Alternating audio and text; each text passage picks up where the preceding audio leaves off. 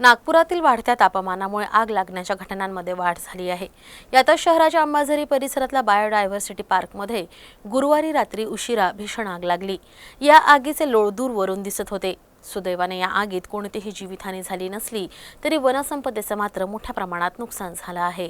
नागपूरच्या वाडेहिंगणा मार्गावरील बायोडायव्हर्सिटी पार्कमध्ये रात्री 1च्या नंतर भीषण आग लागली।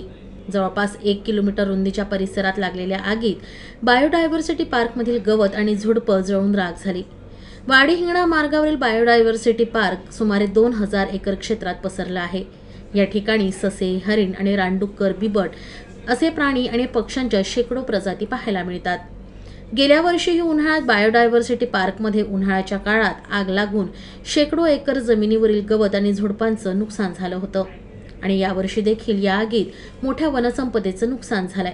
दरम्यान ही आग विझवण्यासाठी वाडी नगर परिषद, सिव्हिल लाईन्स, त्रिमूर्तीनगर, नरेंद्रनगर, सक्करदरा अग्निशमन केंद्रातील 5 गाड्या घटनास्थळी दाखल झाल्या होत्या।